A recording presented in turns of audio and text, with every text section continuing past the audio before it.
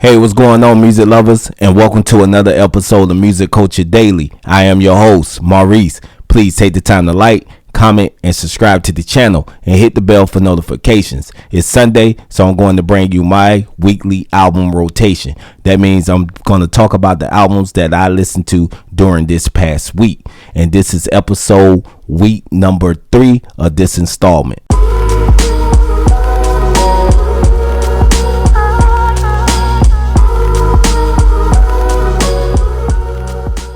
All right, kicking off the week on Sunday, I had to go back and listen to Benny the Butcher's latest album, Burden of Proof.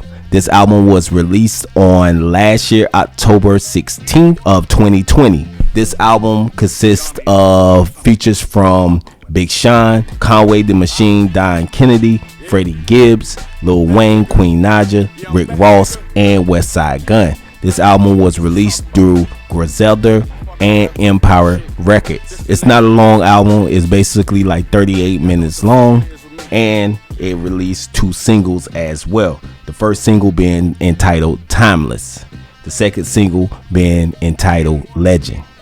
This album received critically acclaim. It's definitely a great album. If you haven't heard it, definitely check out Benny the Butcher's latest album, Burden of Proof. And on Monday, I went back a little bit. A Tribe Called Quest's second studio album, The Low End Theory. This album was released way back in 1991, so 30 years ago. This is a classic hip-hop album.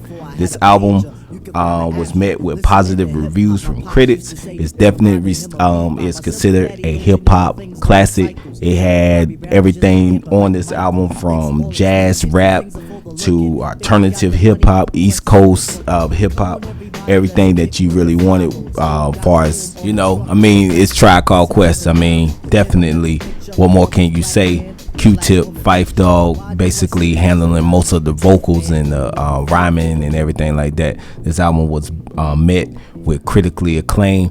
It's a hip-hop classic. I love the imagery that was used for this album cover, the artwork that was used. So basically, that's what I was listening to on Monday.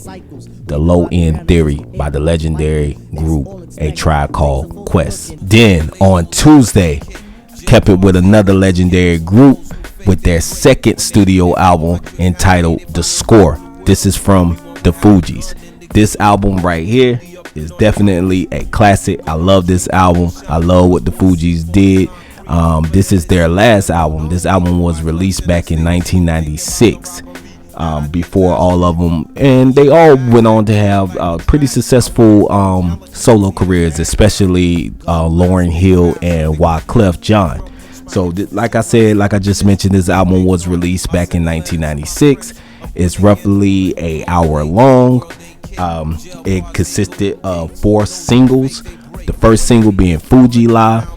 The second single that was released from this album was entitled Killing Me Softly. The third single was released from this album was entitled Ready or Not. And the fourth and final single from this album was entitled No Woman, No Cry. This, like I said, it was a huge success. It was commercially successful. It garnered positive reviews from music critics. It's definitely a hip-hop classic, a 90s classic. What can I say about it? I had to go back and listen to The Score from the Fugees. I just actually got this album in this past week, so definitely had to go on Spotify and check out the Fugees and reminisce a little bit. So that's what I was listening to on Tuesday, The Score by the Fugees. And on Wednesday, I had to show my North Carolina NC girl some love by the name of Rhapsody. This is her second studio album entitled Laila's Wisdom. This album was released by Jamila Records and Rock Nation Records. It was released just a few short years ago, back in 2017.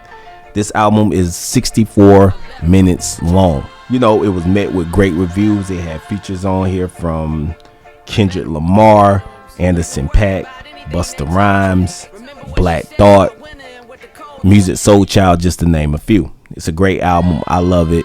I think it's one of her best albums. Like I mentioned, this is her second album. Almost forgot to hold it up. It's entitled Laila's Wisdom by Rhapsody. If you haven't heard it, definitely give it a listen. It's available on all music platforms, so definitely check out Rhapsody's second studio album. So that's what I was listening to on Wednesday. And on Thursday, I had to show my man, one of my favorite rappers, some love. To me, he's definitely an underrated rapper. This is his third studio album, and this album is entitled Daytona by Pusha T.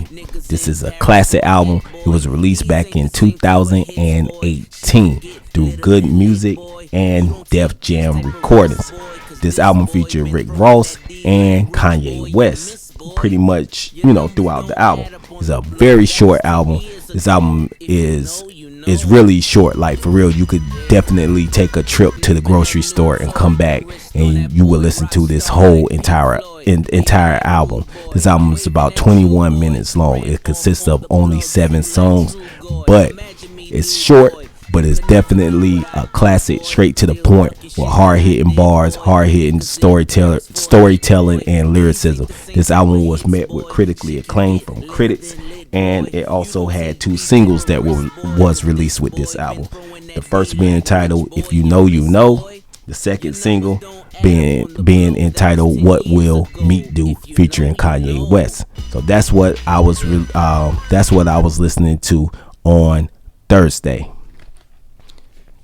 The classic album by Pusha T entitled Daytona. Then on Friday, I had to come back, show the legendary Bob Marley some love, and I had to